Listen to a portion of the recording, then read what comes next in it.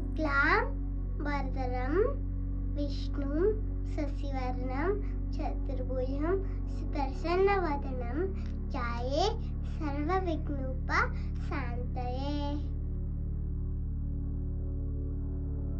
रक्ष रक्ष कणाध्यक्ष रक्ष त्रैलोक्यरक्षकं भक्तानां भयं कर्ता त्राता भव भववर्णवत्। सर्वदा सर्वदेशेषु पातुत्वां भुवनेश्वरी महामाया जगद्धात्री सच्चिदानन्द रूपिणी।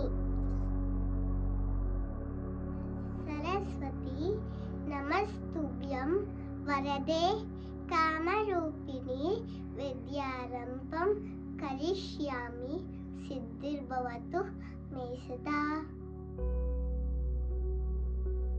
या कुन्देन्दु तुषार हारधवला या शुभ्र हस्तामृता या वीणा वरदन्दा वन्दितकरा या श्वेत पद्मासना या ब्रह्मच्युत शंकर प्रभृति विद्यावही सदा वन्दिता सा मां पातु सरस्वती भगवती निःशेष जाड्यापहा। कृष्णाय वासुदेवाय हरये परमात्मने प्रणत क्लेशनाशाय गोविंदाय नमो नमः। देवकी नंदन गोविंद वासुदेव जगत्पते देहि मे तनयं कृष्ण त्वामहं शरणं गतः। ओम नमो भगवते महासुदर्शनाय वासुदेवाय धन्वन्तरे अमृतकलश हस्ताय सर्वभय विनाशाय सर्वलोक निवारणाय त्रैलोक्यपतये त्रैलोक्यनिधये श्री महाविष्णु स्वरूप श्री धन्वन्तरी स्वरूप श्री श्री श्री औषध चक्र नारायण स्वाहा। त्वमस्मिन् कार्यनिर्योगे प्रेमानं हरिषत्तमा राघव स्वत्समारम्भात् मयि यज्ञपरो भवेत्।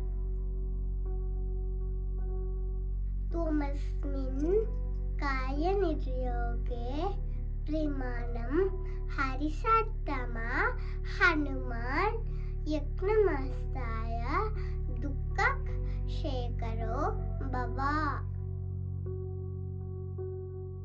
आञ्जनेयं महावीरं ब्रह्मविष्णु शिवात्मकं तरुणार्कप्रभं शान्तम् आञ्जनेयं नमाम्यहम्।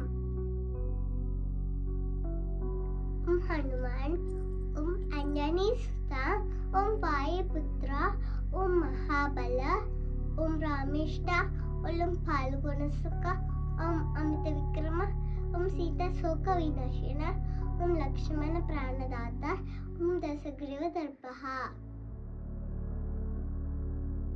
रामस्कन्दं हनुमन्तं वैनतेय वृकोदरं शयनेय स्मरे नित्यं दुःस्वप्नं तस्य नश्यति।